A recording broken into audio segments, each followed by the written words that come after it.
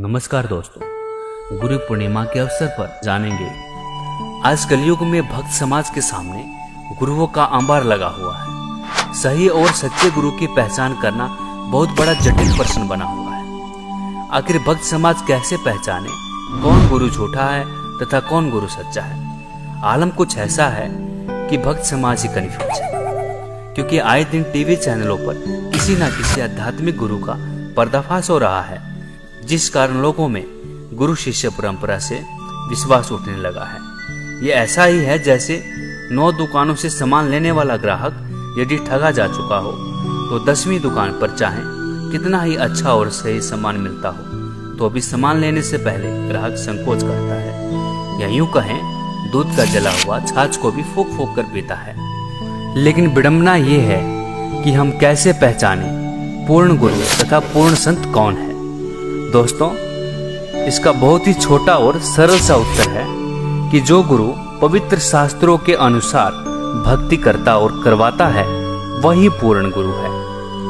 यजुर्वेद अध्याय नंबर 40 श्लोक 10 में कहा गया है कि कोई तो परमात्मा को निराकार यानी कभी ना जन्म लेने वाला, कोई आकार में जन्म लेकर आने वाला कहते हैं। वास्तव में उस परमात्मा की क्या स्थिति है? वो परमात्मा साकार है या निराकार है, जिसके बारे में पूर्ण ज्ञानी संत यथार्थ रूप में भिन्न भिन्न रूप से प्रत्यक्ष ज्ञान कराते हैं। इसी प्रकार श्रीमद् भागवत गीता जी के अध्याय नंबर 4 के श्लोक 34 में कहा गया है कि हे भारत, तो उस परमात्म ज्ञान को तू तत्वदर्शी ज्ञानी महात्मा के पास जाकर समझ।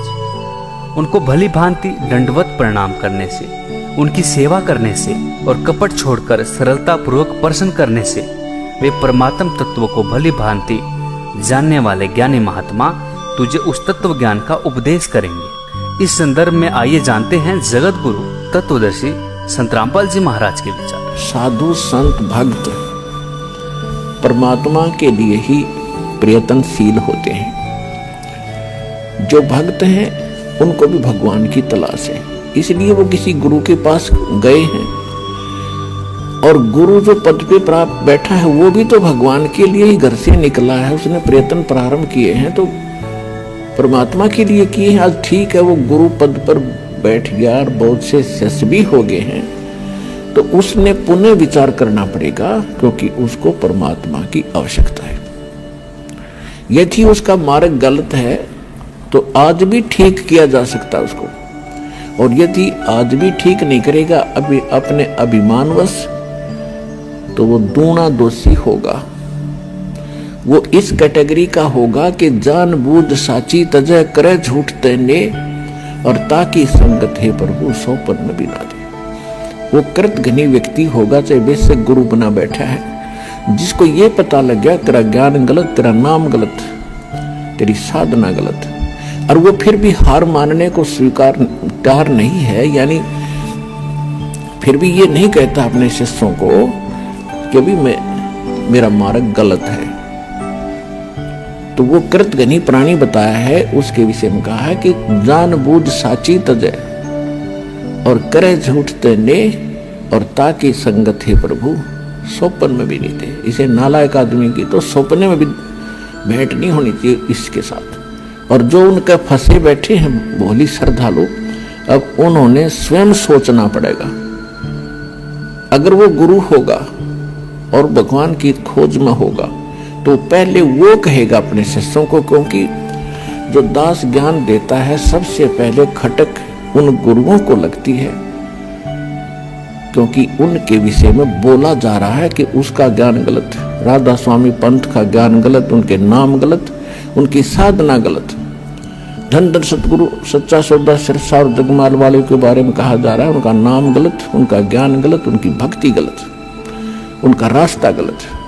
और जितने भी ये ब्रह्मा विष्णु महेश के पुजारी, आसाराम सुधांशु जी, ये कुमार स्वामी, ये इनका सारा मार्ग गलत, और ये 3 देव की भक्ति करते हैं, इनमें जीव का मोक्ष नहीं। तो इनको सबसे पहले इस बात पर जोर देना चाहिए। ये क्यों कह रहा रामपाल दास?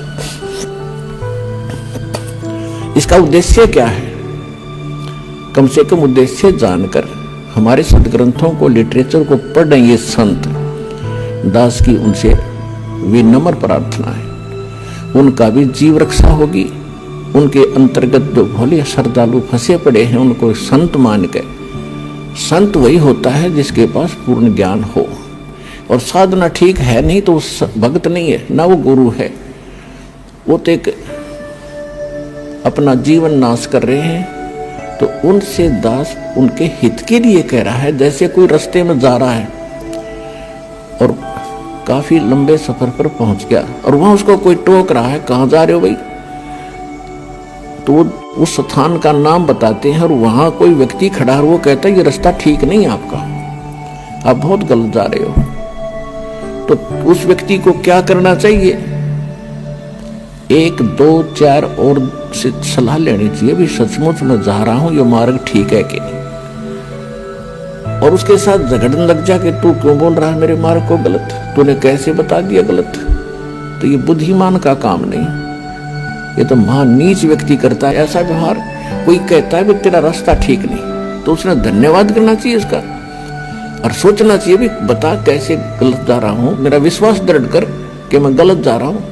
तो और नहीं तो मैप हमारे पास है, उस नक्शे को, उस मानचित्र को सामने धर ले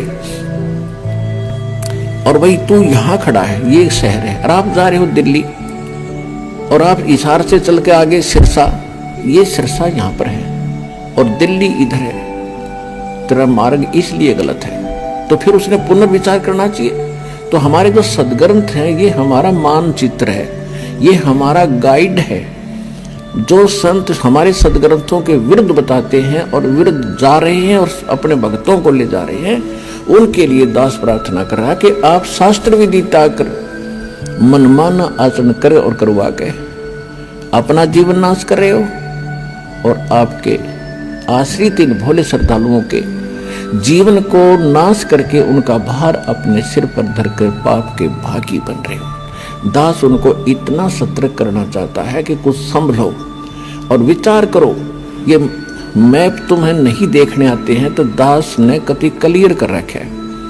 इन सदग्रंथों को दास ने कति निष्कर्ष निकाल कर सत्संग कर रखे।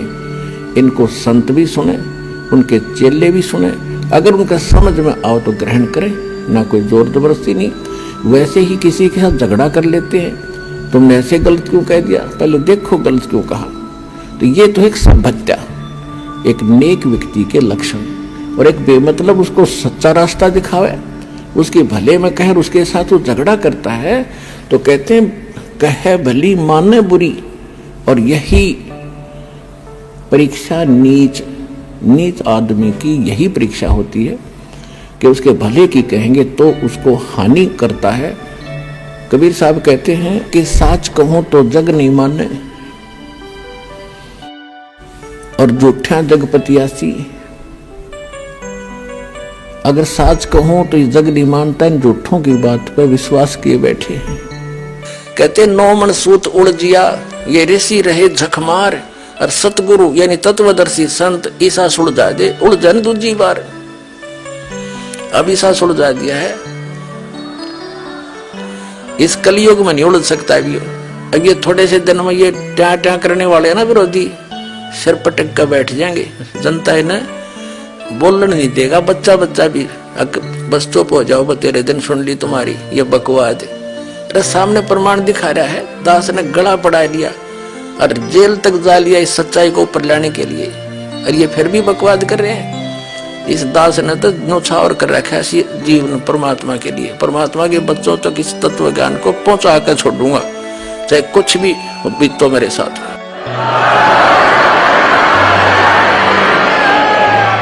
तो पुण्यात्मा परमात्मा कहते हैं कि जो सच साधना नहीं करते, मनमाना आचरण करते, हमारे सदग्रंथ बताते हैं, उनको कोई लाभ नहीं होता।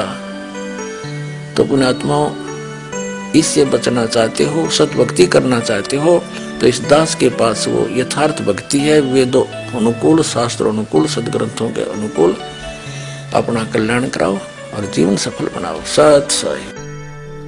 दोस्तों 84 लाख योनियों में पशु पक्षी, कुत्ता, गधा, स्वर आदि के कष्ट भोगने के बाद एक बार अनमोल मानव शरीर मोक्ष प्राप्ति हेतु मिलता है। इस अनमोल मानव जीवन को नकली गुरुओं के चक्कर में पड़कर व्यर्थ होने से बचाना चाहिए। क्योंकि समाज में नकली गुरुओं द्वारा गलत धारणा ये फैला रखी है कि एक बार गुरु धारण करने के बाद दूसरा गुरु नहीं बदलना चाहिए। विचार करें, देखें, गुरु हमारे जन्म मृत्यु रूपी भयंकर रोग को काटने वाला वैद्य होता है। यदि एक वैद्य से हमारा रोग कटता नहीं तो हमें ऐसे डॉक्टर या वैद्य के पास जाने में संकोच नहीं करना चाहिए, जिससे हमारा जानलेवा रोग ठीक हो सकता है।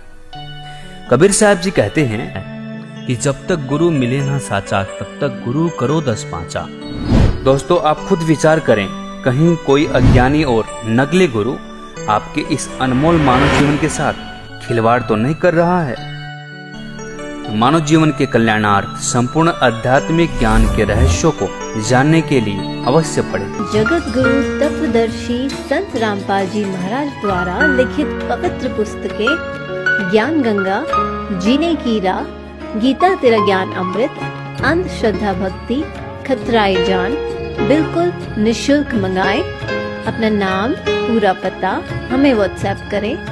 हमारा नंबर है 7496801825। जगत गुरु तत्वदर्शी संत रामपाल जी महाराज के मंगल प्रवचन अब प्रतिदिन सुनिए।